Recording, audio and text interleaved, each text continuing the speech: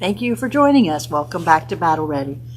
We have a good lesson tonight. It is in Matthew chapter 5. You jinxed it. A lot of discussion. I'm not going to It's jinx good. it. It's going to be fine. Before we start, though, I'd like for us all to please remember we have several people in our church right now that are sick, seriously sick. We have some that have just come through a really big surgery for kidney transplant, and I hear God is blessing that and taking good care of him.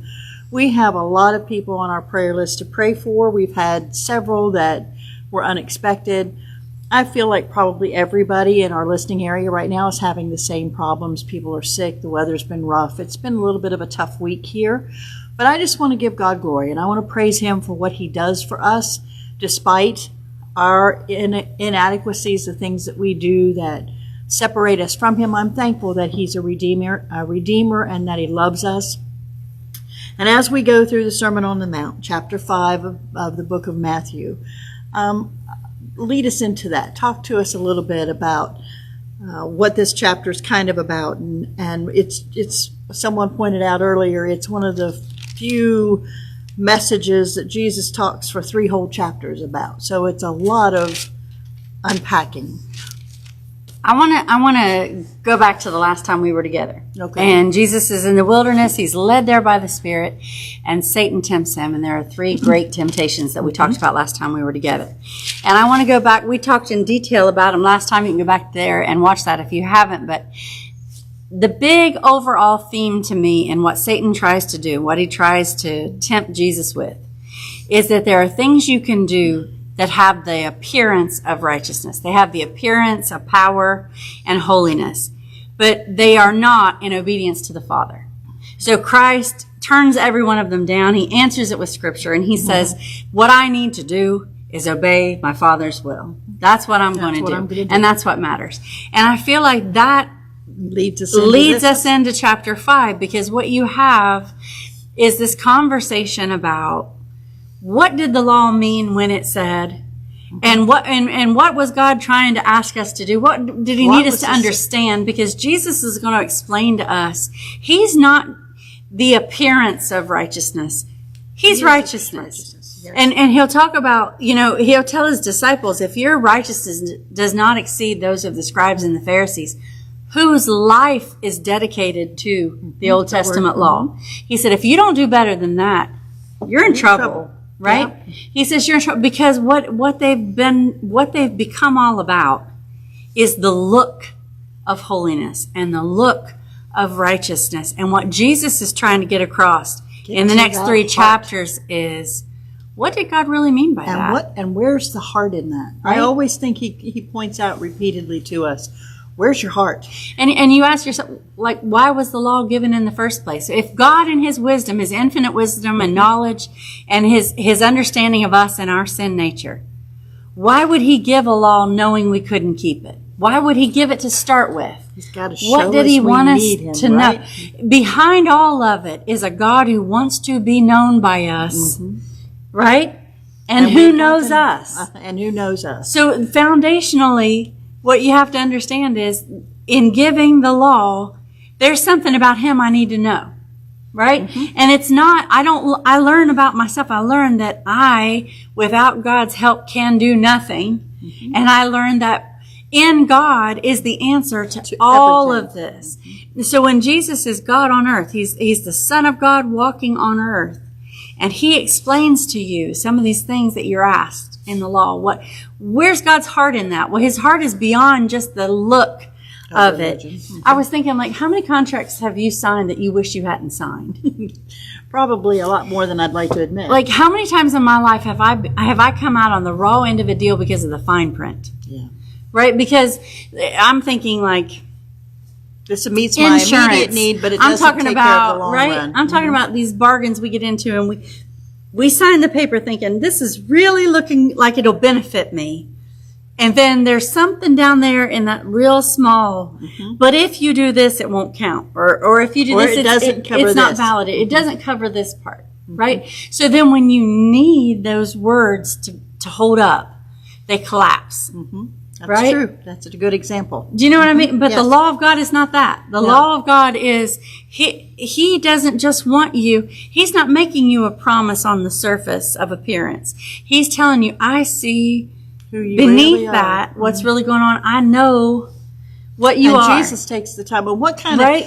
what kind of a loving Father is it to go into such detail? I mean, when you think about the 3 chapters that this entails, how much information does he give us to help us know how to know him? But sometimes I think the law was given to us. Forgive me if I overstep or don't say this well.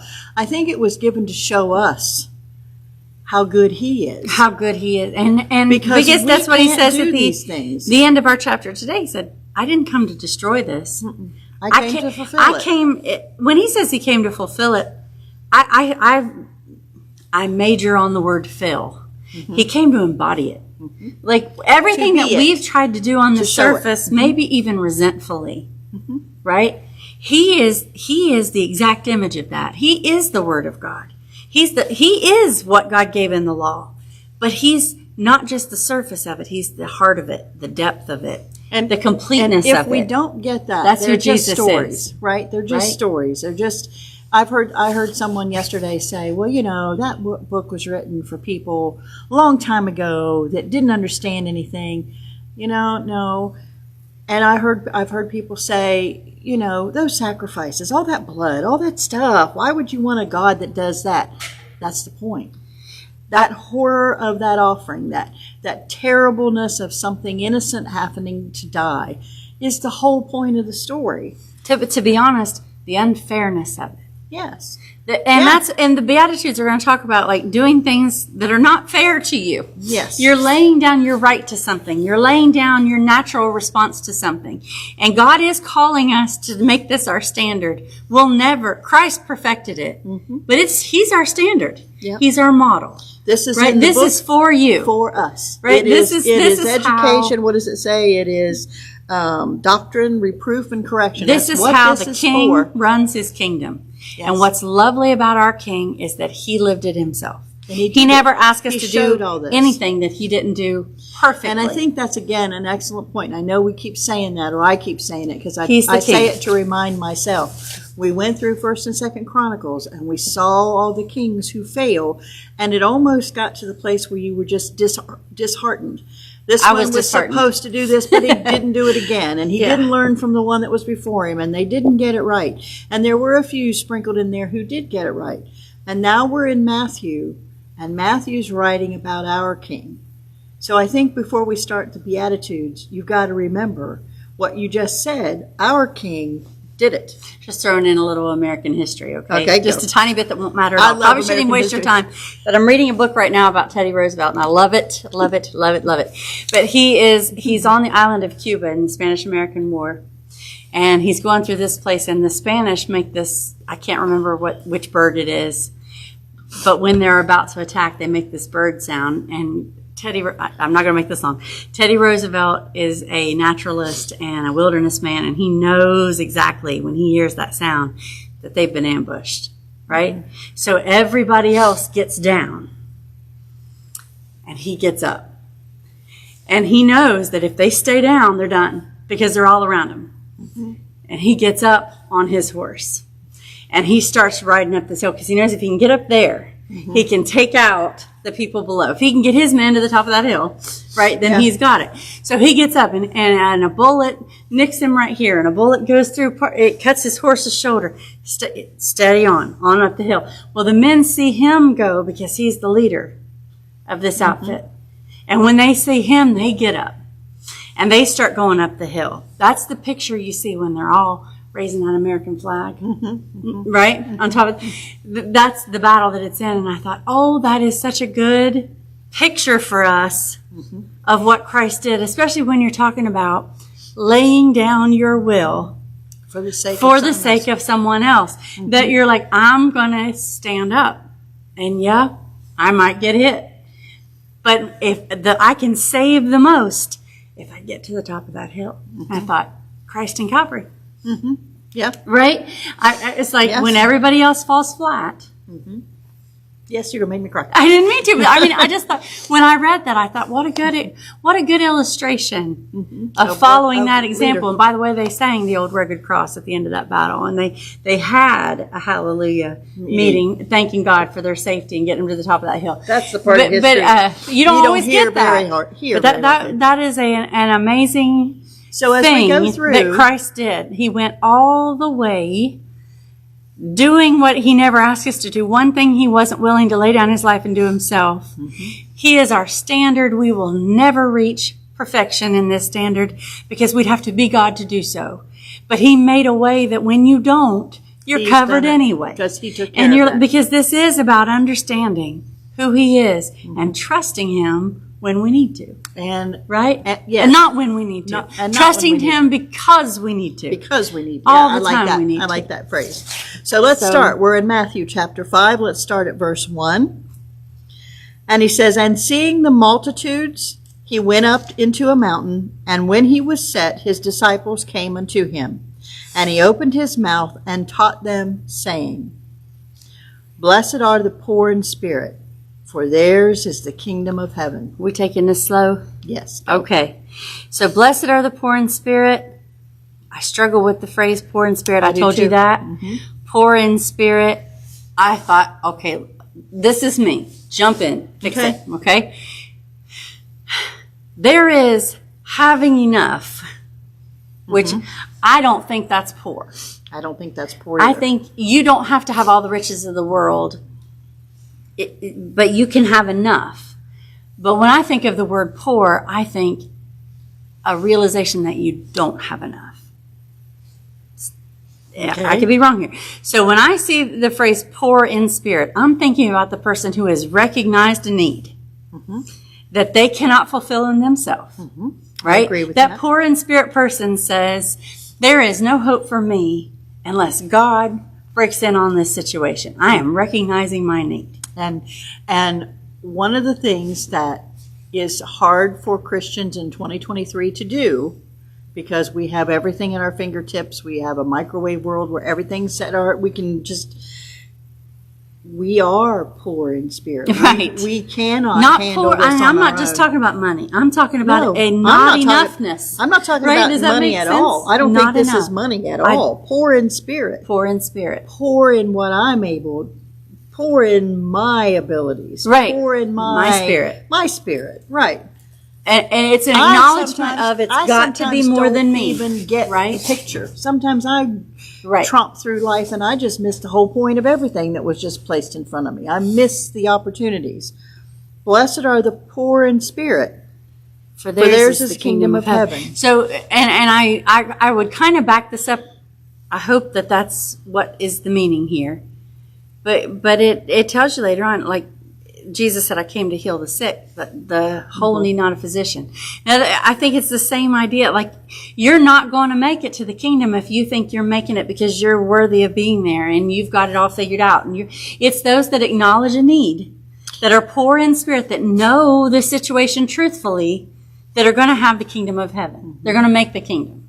Poor in spirit Right? to me is you're not full of You have a lack. yourself. You have a need. You have a lack. You recognize that need. And I don't think we get to heaven if we think we're already good enough to get there on our own. And it's the first one. Yes, it's the starter. It's the first thing he says. So it's as if, okay, when I'm going to teach you all these things to come about what the law means, the first thing you need to know, right, is you inherit the kingdom when you recognize your need. So let's talk about the kingdom for just a minute. Okay. Because, and I'm going to just leave this open to commentary and talk. We just talk. The kingdom of heaven sometimes is referred to when Christ sits on the earth and rules the kingdom in his millennial kingdom. The kingdom of heaven is sometimes referred to as what goes on in heaven where we're not. We're on earth and God is in heaven. But the kingdom of heaven, There's a new heaven. there's a earth. new heaven and a new earth. And Yeah. there's also Jesus saying, he's telling them about this kingdom. So there are people who feel like this can't be to us. Well, if you look back to chapter 4, verse 17, when Jesus is beginning his ministry after he's been tempted, what is he? It says, from that time forward, Jesus began to preach, Repent, for the kingdom of heaven is at hand. You know what you need for a kingdom is a king, and the king is here. So everyone who recognizes him as king is in the kingdom. I'm in the kingdom right now. I'm in the kingdom right now. I'm expatriated. Right. I'm not in a physical kingdom with my physical king present, but I'm in the kingdom, and this is how the kingdom works. So this applies to me. This applies to those that were present with Jesus. This applies to the kingdom he's going to rule and reign in on earth. This is the New Testament covenant. This is how the king always was. This is bringing out the law and saying, but here's what this is the embodiment of that. This is the perfection of that. Fulfillment of that. This is the perfect Example. Son of God who's going to show you what he's going to show you. Yes, that's true. Right? And I like that. So as we go through this, we have to think about what does that change about me? So blessed is the poor in spirit. Poor in spirit. Poor in spirit. I need help. Doesn't sound like something I want, right? Poor in spirit sounds like something, well, no, I want to be None of these in sound spirit. like something you want. That's the point. None of these sound like, and we call them the Beatitudes, the blessings, the happies, how to be happy basically is what he says when blessed means happiness, happy are you? right? Happy are you if you're poor in spirit. And none of these are something we seek out. We don't seek to be poor in spirit. We don't like to be vulnerable and honest about the fact that we can't do it on our own, right? And none of the rest of the list either. And we can't. And yet that's the way to happiness. Actually, you can't get to the rest of the list if you don't recognize if you don't go this through. one. Blessed are the poor in spirit, for theirs is the kingdom of heaven. I can't get there on my own, right? I have to use someone else, and that someone else is Jesus. Blessed, verse 4, blessed are they that mourn, for they shall be comforted. Why are they mourning? They want their king. He's there. But he's but there why now. is he saying to them, blessed are they that mourn? I mean, that seems... Death makes you mourn. Yeah. And remember in Revelation it says, there shall be no more mourning, crying, tears. I think we're on the same page, but I think back to the fall and the passages about the fall that say the entire earth groans. There's a Paul will say later on, we groan waiting to be clothed upon with our new bodies. With that mourning of, now I'm a born again Christian.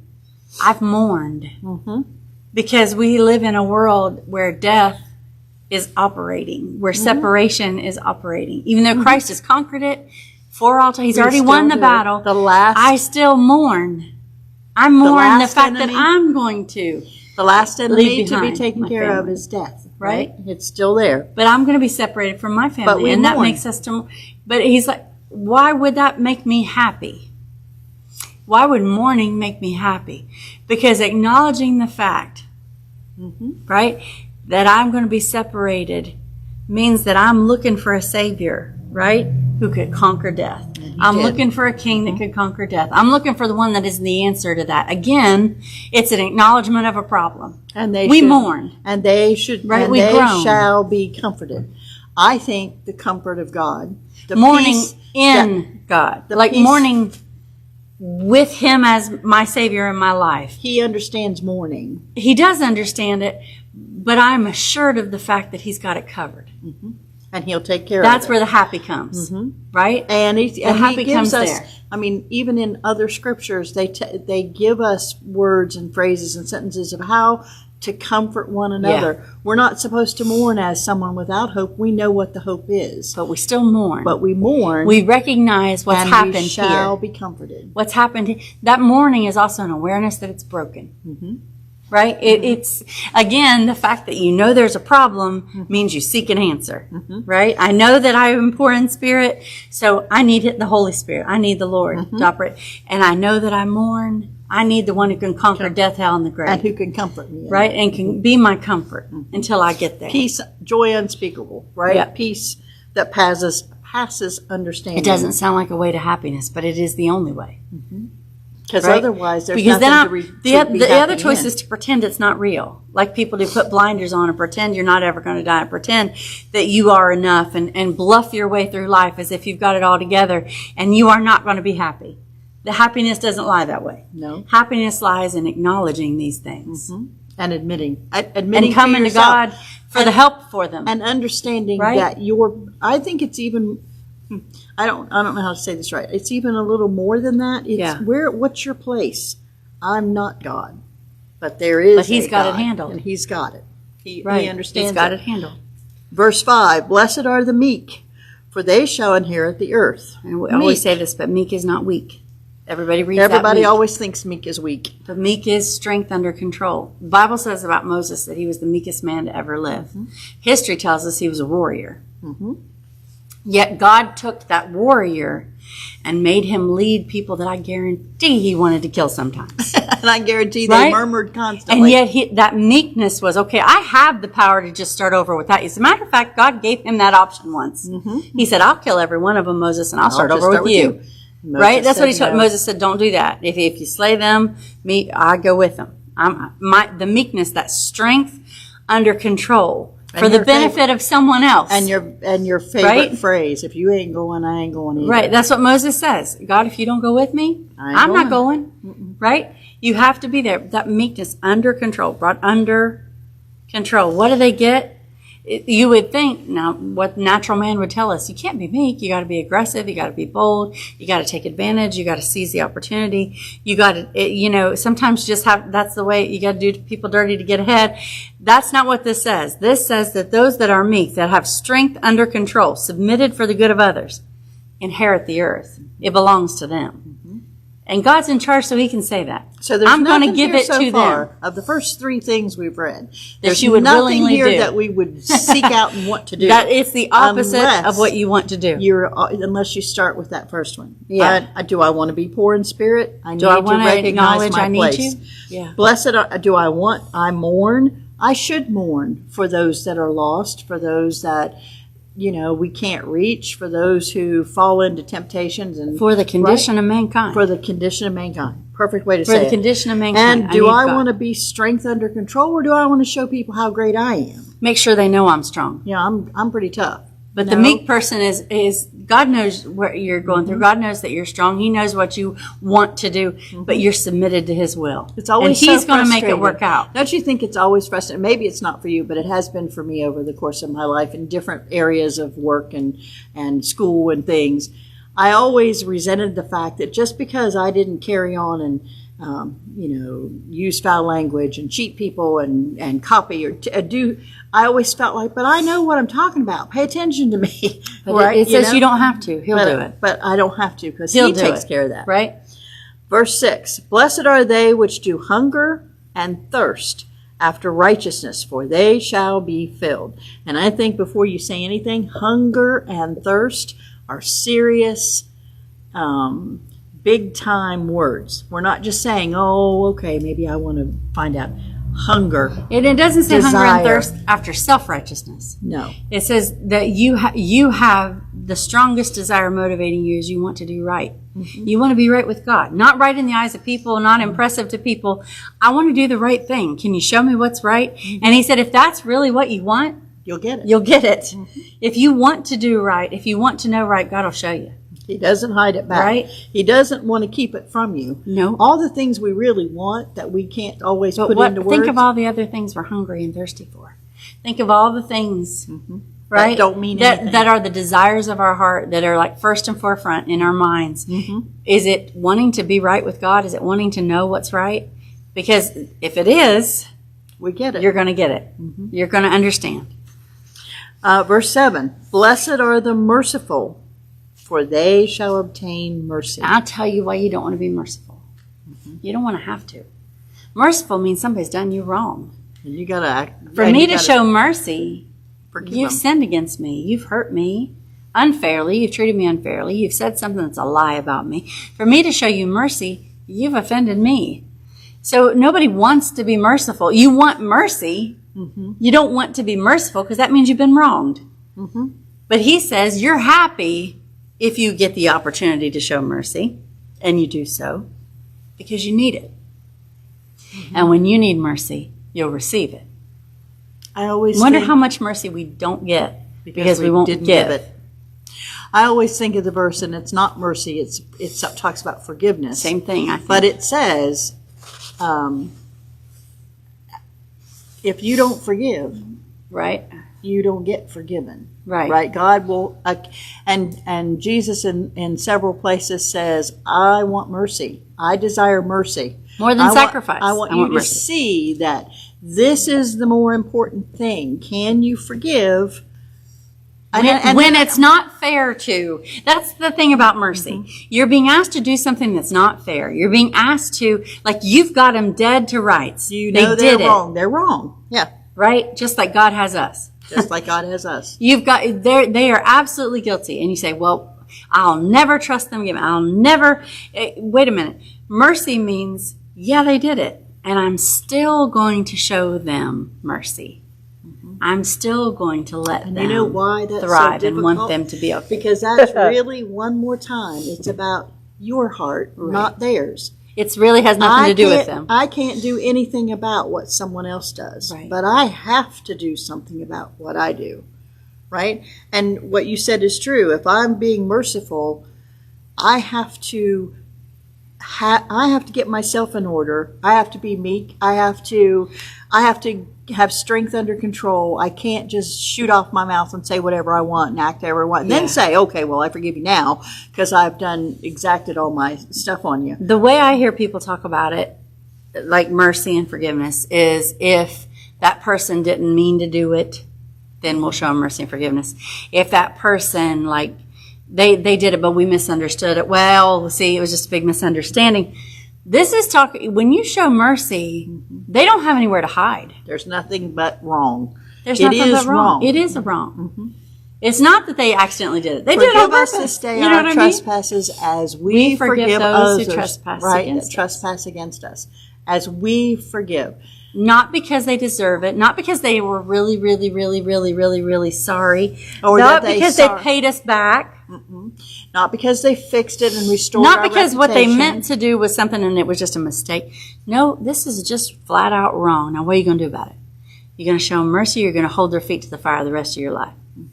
Right? Are you going to And always that's remember where that? someone always says, okay, well, you're so weak because you didn't do anything. There are people that have been done serious wrong. Well, Jesus was done serious wrong. I mean, criminally wrong. There are children and women and men who have had serious, no, I'm not talking about they hurt your feelings, serious things. What is mercy in that case?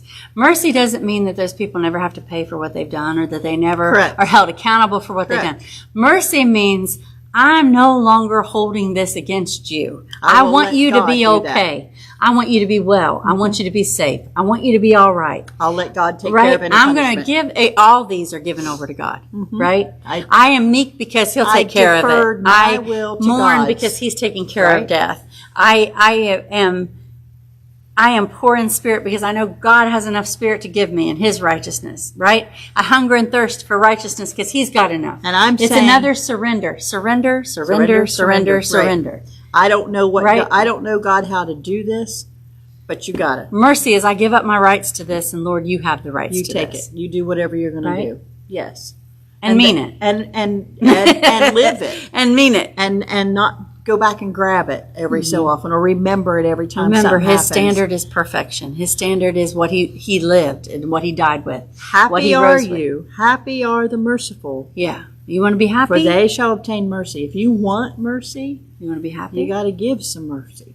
right? right? I'm going to be happy in eternity because God showed mercy to me. It's upside down world. It's bizarro land. It's absolutely the opposite of what Yeah. you think it should be. And Jesus isn't just saying this. He set himself to teach them, and he taught them saying these words, right? So verse 8. And then live those words. Verse 8, blessed are the pure in heart. Now, we like that one. We like Because we think we have that. Because we think we can be pure in heart. Pure in heart, for they shall see God. All right. Unpack What's it. it say about the heart? Well, let's talk about purity. So we'll buy things in the grocery store that will say 100% pure. 100% pure. The meaning of that being nothing else there but what we said was in it. If it's 100% pure honey, It's all honey and right? no additives. It's all honey and no corn syrup, right? No fake in anything. 100% orange juice. Just what came out of the orange, right? Just that. But it's not. So when we're talking about a pure heart, we're talking about a singular heart. A heart that is fully devoted and surrendered to God. Blessed is the pure in heart. It's not filled with all the impurities of everything else, right? And what does it say about our heart? And they shall see God. Now, what does that mean when they die? Or does that mean his operations here? They're going to see God. If your heart is filled up with him, right? I think you see him now. I think you see him later. I think you see him, your eyes are open to things that they weren't open to when it was filled with everything else. But what does it say about our heart? It's deceitfully wicked. Who can know it? It tells us that. And, Right? and it says, don't lean on your own understanding, your own heart, your own wishes, your own desires, because you Sorry, don't know what Disney. you're asking for. We're not following our heart because the Bible tells us not to. It absolutely Don't tells follow you not to. your heart. And when I hear a Christian person say, follow your heart, I think, no. Yet the standard's purity. The standard would be then, now the heart being the seat of your emotions, your love. Your being. All the love that I have, the ability should be singularly focused the way God would do it, right? To not be distracted by everything else, but to love him first. And that love be what I show everyone else. Do you see how impossible this list is?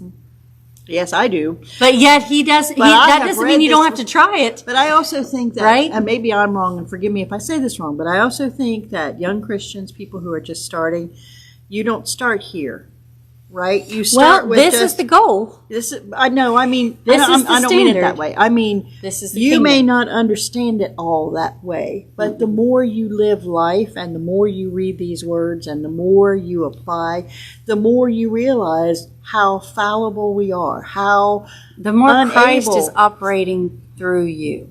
yes, The more you allow Christ to operate through you and not you and your own ability. it should not surprise you that your heart is wicked, and it's deceitful. Again, it's surrender. And it should not surprise you. I got to surrender my that black we have heart trouble for a with new mercy. heart. He said, I'll create in you a new heart. And we shouldn't be surprised. Right? But we always are. We always are surprised that we failed, or we didn't get that right, or we didn't do that right. And now God had to tell us we didn't do it right, and now we got to go say we're sorry. You know, I always think of Matt when he says what he says, and then he goes back and tells the person, well, I didn't mean that. I wasn't supposed to say that. I did wrong. We don't like that. Yeah. We like to think That's that me. we're like to think we're all okay and we're good on our own. And I think when Jesus teaches, I think it's painful sometimes to remember that, you know, he's not our pet. He's not who we, you know, he just wants us to love and that's it. There's things that there's more than that. There are a lot of unfaithful things in our hearts Yes. that God wants to remove. He wants to help us with that pure heart, that heart that's fully Created what me it's a supposed to clean be, right? That David love says. that's what it's supposed to be. It's not filled with a lot of other loves and a lot of other idols and all those other things. But God says, I'll take that stony heart and I'll give you a new heart. I'll give you Heart of flesh, a heart of I want a heart like his. I want a heart like his. And the only way that happens is for me to surrender and allow him to do that work of painfully taking the idols away. Because I say this all the time, but in the songbook, there's a song that says, from my heart, all the idols torn. I think the old Christians knew this better than the new Christians know this. That there's a process of God taking those idols away. The things you didn't even realize were impure that in were that holding you back affection from and that love that you had, and that God kept your heart from taking being you pure. away from that. But if we're not purposefully seeking that relationship with God, if we are just kind of bouncing around through life like it doesn't matter, if we're not purposeful, we can't do any of these things. We have to be focused on God. This is what the King wants. And If I he's think I'd king, want the this king is to what be he happy. wants. Blessed are the peacemakers, for they shall be called the children of God. Now, I'm sure that there's lots of people, I'll pretend me, that think, well, I do good being a peacemaker. I don't like for people to be I upset, don't so either. I try to match them up and get them all happy together and be. Are we good peacemakers? I think, to me, the key in that verse is they shall be called. Because I Children of think, God. I don't know, I think, I might be wrong. I think that means the world sees it. Mm-hmm. So this is the person who is making peace when it costs. Mm-hmm. And what the world sees is there's something different about this person. This must be someone who belongs to God. This is about our witness. To me, is like when I seek to have peace and reconciliation with other people, wherever I can possibly do that, even if it costs me, right?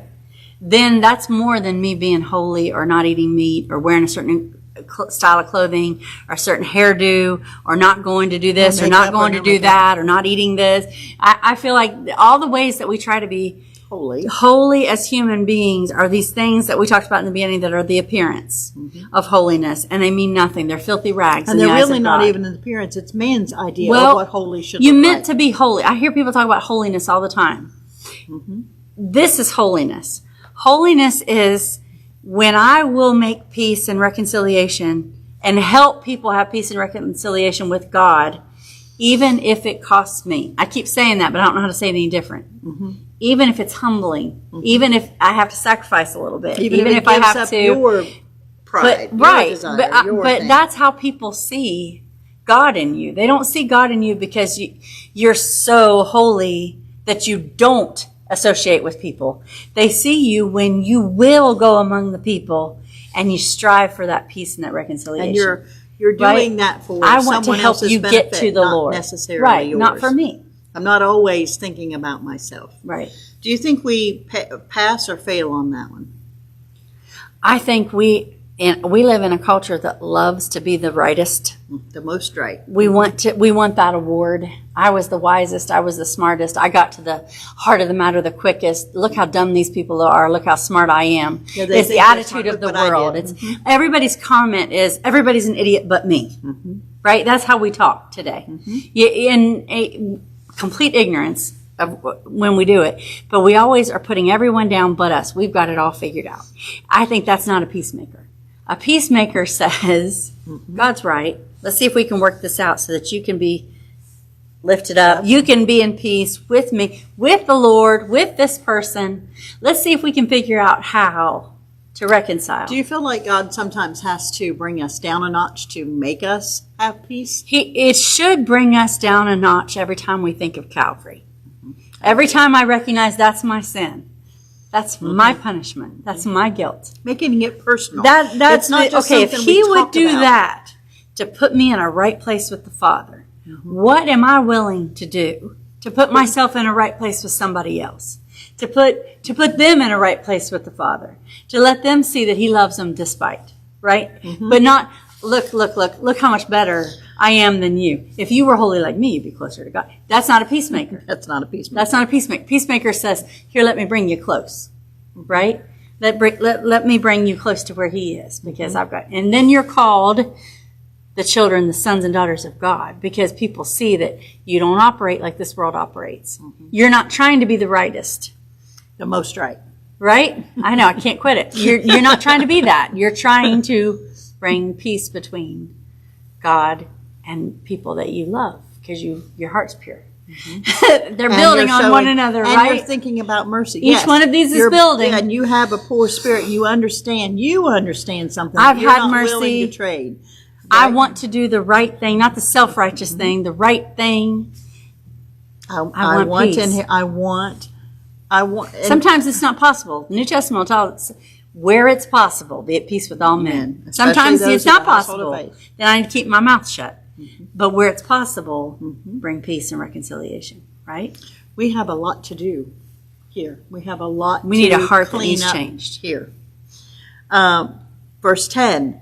Blessed are they which are persecuted for righteousness' sake, for theirs is the kingdom of heaven. Wait a minute. You mean we got to suffer to Happy get to if you're persecuted. Aw. And they're not talking about somebody didn't invite you to their birthday party.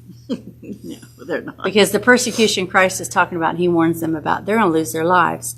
The disciples that are around Him as He teaches this lesson, the It's people not that are mine followers, to give, he tells the are going to mama. be that. And Can they drink of the same cup Right? I'm drinking of? No. happy do. are you if you're persecuted. Why? For righteousness' sake. Now, if you're persecuted because you're a jerk, That's on you. If you're persecuted because you're doing right, which is so unbearable. You think, that's not fair. That's always the phrase that comes to my mind. Why? I'm trying to do what God wants me to do, and look what he let happen. Right? You know, you've said that. You've thought that. Why did God let that happen? I'm trying to do the right thing. Why does he do good for everybody else, and he didn't save me, the person I'm praying about? He didn't step in and do what I asked him to do. Why? That's not right. He said, if you're trying to do right, for righteousness' sake, if you're persecuted, if you suffer for that, the kingdom of heaven is yours, right? The kingdom is yours. Because And you when don't you just think say about you what believe Jesus it. did, you what act Jesus it. went through for righteousness' sake, right? Something when we like to complain about it, We talk about faith, that's no faith. matter what, are not going through as much as he did, right? It's almost like in the middle of that, being able to have this thought, this understanding of victory. When this is happening, it doesn't mean I did the wrong thing. It doesn't mean I missed the Lord. It means I'm right where I'm supposed to be. Because he says later on, the next couple words, verse 12, don't think you're unique because you're going through this trouble. Every man that's ever spoke for me from the Old Testament all the way through, when they spoke my words, they were persecuted. You're not unique, soldier, right? You're going through the same thing. And you should count that as happiness. You should So let's count go that through joy. there. 11 and 12. Blessed are ye when men shall revile you Can't stand you, make fun of and you. persecute you, and shall say all manner of evil against you Falsely, not because you really did it. for my sake. Yeah. Rejoice, really, and be exceeding glad, You're on the right path. for great is your reward in heaven. For so persecuted they the prophets which were before you. This isn't new. No. And you almost could say, I must be doing something right. When the whole world is against what it is that you're standing for, you must be doing something right because you've hit a nerve, right? You're standing for his righteousness, his sake, his name's sake, And that's, right? excuse me, just the first 12 verses of this sermon. 9 verses on Rejoice. the blessed are you. And now And you it know says- they did that Go ahead. when John and Peter heal the man in front of the temple and they're beaten. And they're thrown. It says that they rejoiced that they were counted worthy to bear those stripes. And Paul and Silas in the jail, same thing. Beaten 39 stripes. They're chained as soldiers. They're in there, and they decide to sing and praise God and rejoice. They took him seriously. Verse 12. Rejoice and be exceedingly glad. They didn't take that as like just this ethereal thought. They did it. Great is your reward in heaven. For so persecuted they the prophets which were before you. You just joined an elite group. Yeah, you made it. Verse 13 now. The Beatitudes is kind of what we covered in the first 12. Now we're in the similitudes. Which means the first question says how to be happy, how to have true happiness. This one is what should I look like? What should I act like? Right? What should I be similar to, right? So verse 13, you are salt. You are the salt of the earth. But if that salt has lost its savor, wherewith shall it be salted? It is thenceforth good for nothing, but to be cast out and to be trodden down under foot of men. Are you ready for my salt speech again? Yes, I know you've I'd heard like- this many I like times the in salt many speech. books. Let's do the salt But speech. here's the salt speech. So at the time that Jesus walked the earth and up until about 100 years ago, salt was a very different thing than what's the white crystals on your table. What we have in our houses today is very, very processed, very cleaned and bleached and purified. It goes through a process that is very rare and a lot of people are saying not very healthy for us. That's the reason it causes blood pressure problems and all this because it's changed what it used to be. So when they used to have salt was loaded with minerals that are good for you too. Minerals that are in this salt, and it had colors. It looked different than it does now. So when it's saying when your salt has lost its savor, what can happen is if your salt gets wet, the salt part, that's our white stuff, dissolves and it passes through and it's gone. All you're left with is the minerals, which is basically dirt. So he said, you're the salt, But if the salt loses its savor, if all that is there is the flesh, all that is there is the earth, the dirt, the minerals, right? What good are you now? Are you just going to put dirt on your food? Are you going to put dirt on your wound? Are you going to rub those minerals in like that? Preserve your food with that salt? don't have salt. When the salt's in it, it preserves and it gives Heals. flavor and it heals and it ministers. But when the salt is gone, you're left with dirt.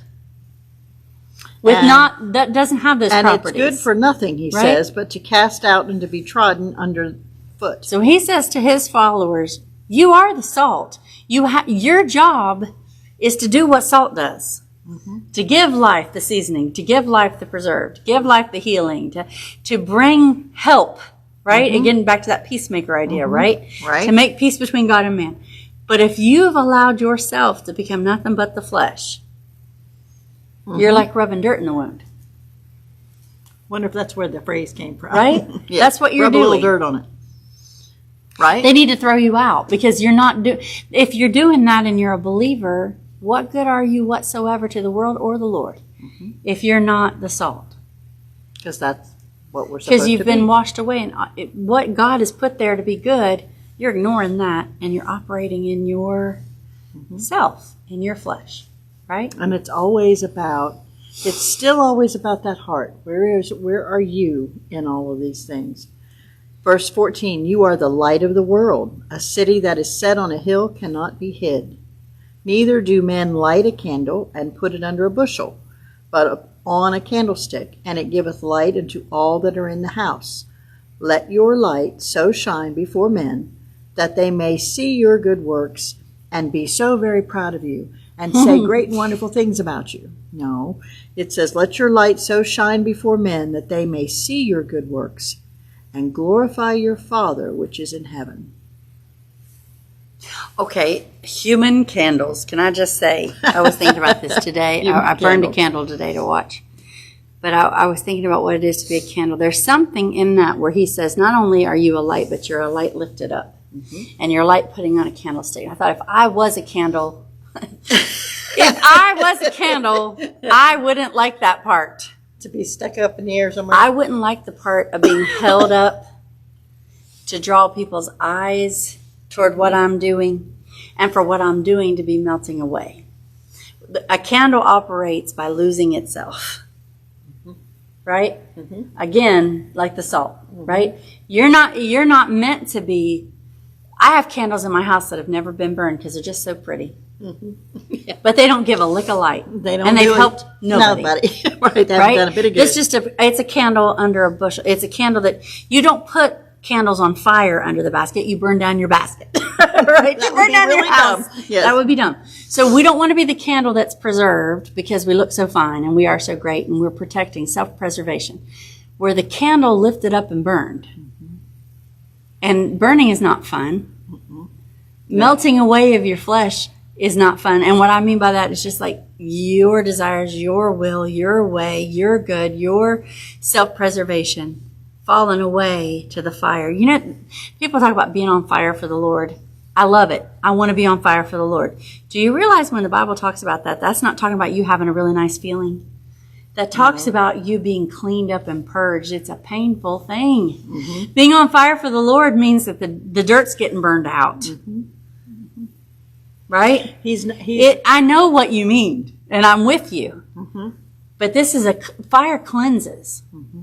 Right? Takes out the dross. It takes away the garbage and it leaves behind what's good. And it says that some of our works will be burnt. A lot of Hay, our works, stubble, I guarantee you, will be right? burnt. Because we did it for us. Because we didn't do it for the right reasons. we did it like a candle under a bushel. I don't know. I know I'm C.S. Lewising it here today because we had a nice trip last week to see a C.S. Lewis play. But what struck me in some of his works, and he's an author, he's not scriptural, he's just a story writer. But every so often, the lion roars or bares its teeth at the wrong time, it seems like, in the story. And I think sometimes, I don't know, for me, I've always liked the picture of Christ as a lion, the Lion of the tribe of Judah, the rock. I like those images. But sometimes we think we take precedence over that. Mm-hmm. He's God, and we are not, right? And if he chooses to bare his teeth, well, we're supposed to, he's still the king, right? We do what the king wants done. Mm-hmm. And I don't know, as I read these things and I think about all this putting off of yourself, so I can hear people saying, well, that doesn't sound like much of a kingdom if I can't ever have anything I want. But look what you get. Yeah. You get You so gain much it all. more. You than gain it all. All those things that you're fighting so hard to have now, by giving they it won't give you away, any joy. you get it. Mm-hmm. You get exactly what you're looking for. This is the way to be happy. Mm-hmm. And This is what you're he's supposed to looking be for. like. Let your light shine Right? that they can glorify God. Because thinking you're about- going to be in the kingdom, the peacemaker, the merciful. You're going to be those things if you're following what he said. We use candles today to smell nice, Mm-hmm. right? We don't really use them for light. Mm-mm. But No. if you lived in a time when the candle was the light of your house, you don't want to see the candle, you want to see the flame. Mm-hmm. I don't want them to see me. Mm-hmm. I want them to see light. the flame. I want them to see what's in me, that burning Holy Spirit in me. And that's what it says, so that they'll see your good works, like you said, and glorify your Father. Not They you. don't go, what a lovely piece of wax. They say, what a lovely flame. Look at that. I can see. It's lifted up, and I can see. If all that's And going now on is I the can wax, see- it's not much help And to now me. I can see what I really need to see, which is Right. the Father. Mm-hmm. So here we go on, verse 17, the relation of Christ to the law. Jesus says, I don't know how long. I don't remember I when we think we started. got about 10 minutes. Okay. It says, think not that I am come to destroy the law or the prophets. Here's what you said when we started. I am not come to destroy, but to fulfill. And this is Jesus talking. For verily I say unto you, till heaven and earth pass, one jot or one tittle shall in no wise pass from the law, till all be fulfilled. Read 19 too. Whosoever therefore shall break one of these least commandments, and shall teach men so, he shall be called the least in the kingdom of heaven. But whosoever shall do and teach them, the same shall be called great in the kingdom of heaven. For I say unto you, that except your righteousness shall exceed the righteousness of the scribes and Pharisees, you shall in no case enter into the kingdom of heaven. This kind of touches on something that really breaks my heart in the church today, in the church world today. And I think it breaks God's heart too. You hear a lot of people, I know what they mean, okay? I feel like they're coming from a place of wanting to be helpful to people and wanting to understand how things work. And I'm not trying to cause any division whatsoever. But they'll talk about the Old Testament and they'll talk about the law as if it was wrong. Mm-hmm. Right? Because we're under this new covenant, we're under the blood of Christ, and Jesus has paid for our sins. They'll be like, when they talk about the law, look what this required them to do. How awful was that? Right? The law is perfect. Mm-hmm. It says The so. law is Jesus Christ. Mm-hmm. He's not just, His he's the start of testimonies it are and he's true. the end of it. Mm-hmm. He's the fulfillment of it. It's exactly right. The only problem with the law is me. Mm-hmm. Right? Is you. Is our sinful flesh. It's exactly right. Right? And you hear people will say, those Pharisees said, sometimes the Pharisees were saying what it says. Mm-hmm. But the way that they're using the law is not for people to understand God or come close to God or to know God, to stay but away to from push them away so that only the ones they allow can come close. Jesus said, nope, I'm going to them. And I'm going to show them that the fulfillment of the law is, God has come for you. God has shown mercy to you. He's going to console you and give you what it is you need. Here I am. I fulfilled it for you, right? And now you're welcome. But it doesn't mean then, he's saying, this is what they tend to do is verse 19. People still do this all the time. I don't know. Maybe we've done it before. I hope not. But it's when you say, God didn't really mean it that way. You don't have to listen to that part. That part was wrong. That part in today's, like, we don't do that anymore. We don't apply that anymore. No, it was right. And it'll stand forever. And just prove Right? that point, when we started Battle Ready, however many years ago it's been now, we memorized a verse, and I can never remember it, but we did memorize it. And it's in Psalms, and David wrote, "The law of the Lord is perfect. It converts the soul. The testimonies of the Lord are sure, making wise the simple. The statutes of the Lord are right, rejoicing the heart. The commandments of the Lord is pure, enlightening the eyes. The fear of the Lord is clean, enduring forever. The judgments of the Lord are true and righteous altogether. More to be desired are they than gold, and much more than fine gold, sweeter also than honey in the honeycomb. Moreover, by them is thy servant warned, and in keeping of them there is great reward." So again, we want to take what he says and say it's wrong, We say, no, that was asking too much. but that's not It was wrong. wrong. It was wrong. He's wrong about this. We got to do it a different way. He's not wrong. He's not wrong. He's Now, never when wrong. I say that, I've got to say this before we close. We do not go to heaven by keeping the law.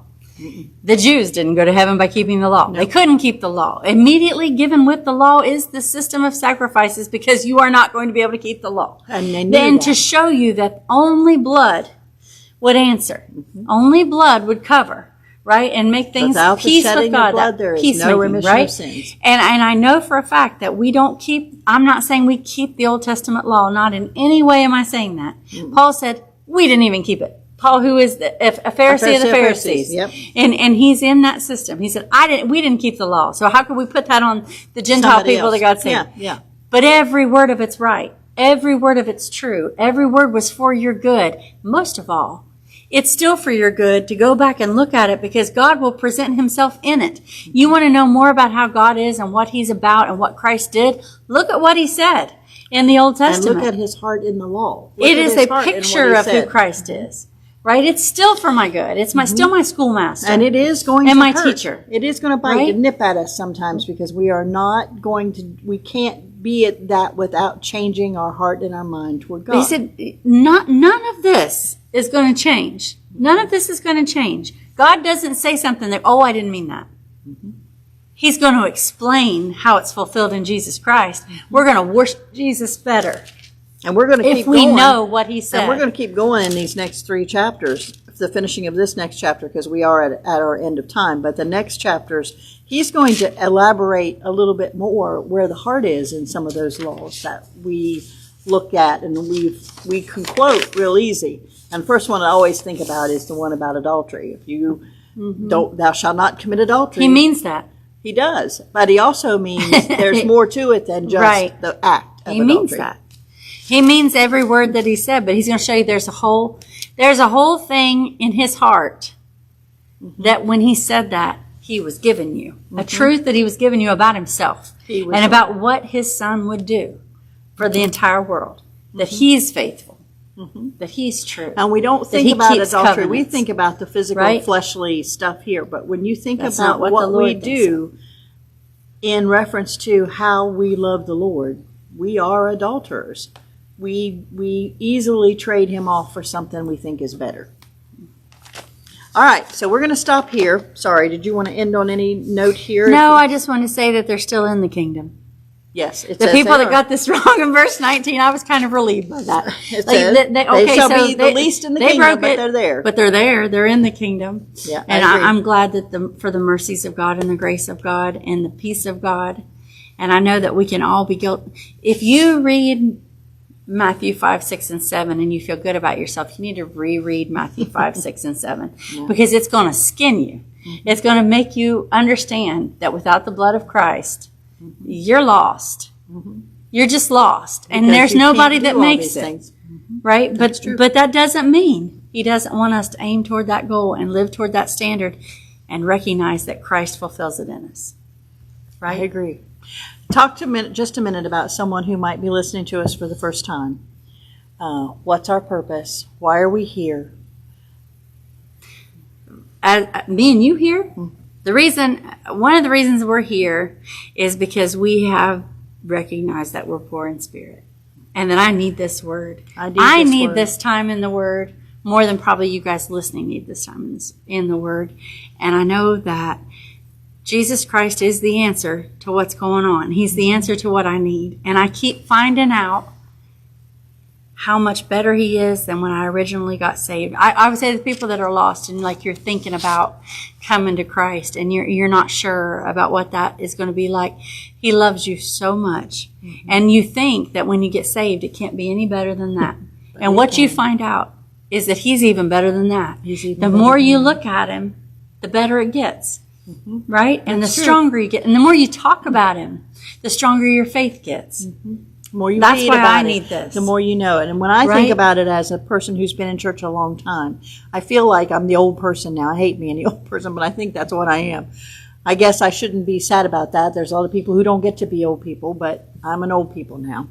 And having been in church a long time, what I have found is no matter where you are, he is still reaching out to you to get you closer. And if we neglect that, just think What of, a waste. Just think of what you're losing Yeah. by What a neglecting that.